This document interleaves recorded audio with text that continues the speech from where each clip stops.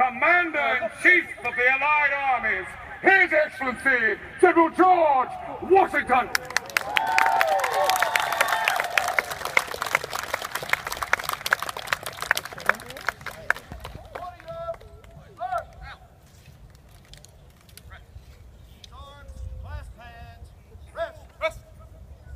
Gentlemen, the Director of all things has carried us to many diverse scenes in a long and bloody contest, which has already continued for more than 6 years.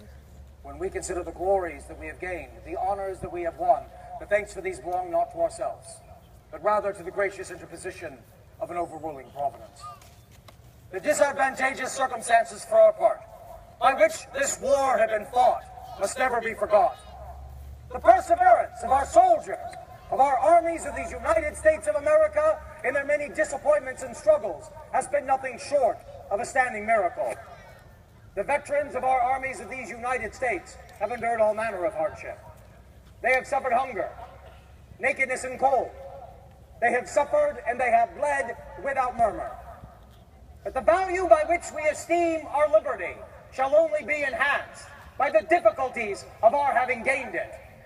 And I remind you that liberty is not yet secure for posterity. But the hour will soon be upon us, in which the honor and success of our armies, as well as the safety of our poor bleeding nation, may well depend. Our enemy, Lord Cornwallis and his command, find themselves trapped at York with no possibility of escape or resupply. Gentlemen, we will soon march on York, where I have no doubt that by the blessings of heaven, that we shall prove victorious, that we will repel our cruel invaders, and that we will see peace and liberty once again restored to these shores on a more permanent foundation. The game is yet at hand. To play our parts well is all we need to. People of Williamsburg, I'm full aware that it is never easy for a city to host an army, and this one has already done so on previous occasions. Let me assure you that it is not my intention to remain overlong in this place, but yes, you will once again be called upon to open your larders and to provide both food and support to those brave men that defend your liberties. Like all of you, we long for that day that we may be allowed to return to our homes, our shops, our plantations, our farms, but this we may not do until our nation once again rests in the bosom of peace and liberty. I trust that our exertions at York will draw that day ever near.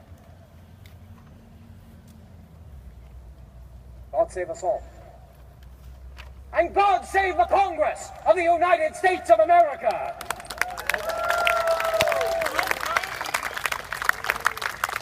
Let us have 3 cheers for General Washington. Hip hip! Hip hip! Hip hip! God save these states united. At this time, our brave volunteers are ordered to withdraw from the field and rejoin their fellows behind the lines. But don't you get cozy. You coming back real soon. Major? We're going to disperse. You can disperse back there. And when the time is right, I will call you back to form up. Right? You understood? Yes, People of Williamsburg, when we first entered into this conflict, we were not but citizens. Untrained, untested citizen soldiers against a tyrant king and his legions of trained soldiers and heartless foreign mercenaries. We began the war as shopkeepers, farmers, smiths of all kinds. But we now stand before you as trained soldiers in General Washington's army. By our leave, the men would like to show you the kind of soldiers they have become by demonstrating for you a field training exercise. Drum major, beat a medley.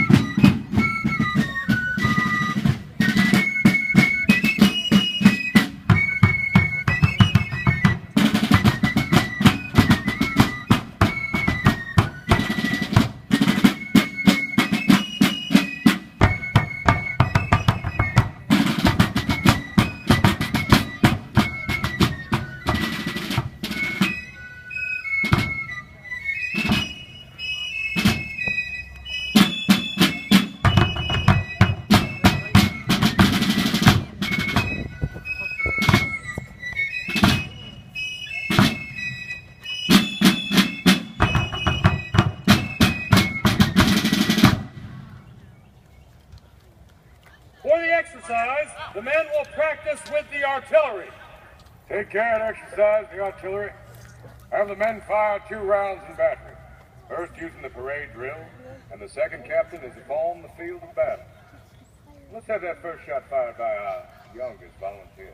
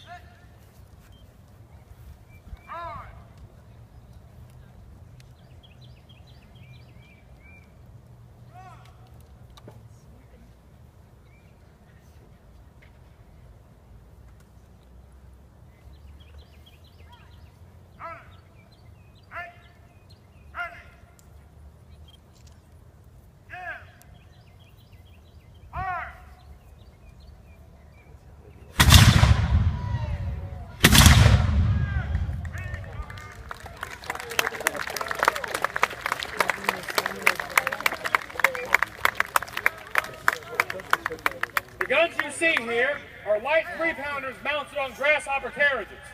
They are effective in supporting the infantry as they advance or as they retreat.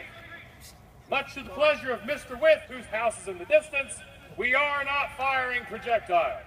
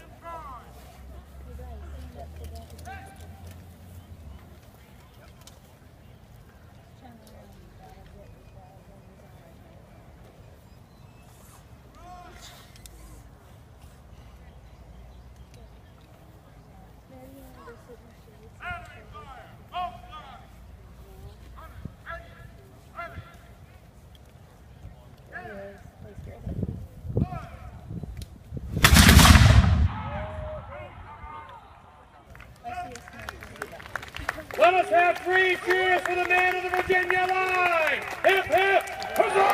Hip, hip, huzzah! Hip, hip, huzzah! At this time, our brave volunteers are commanded to return to the field and form up behind the fife and drum.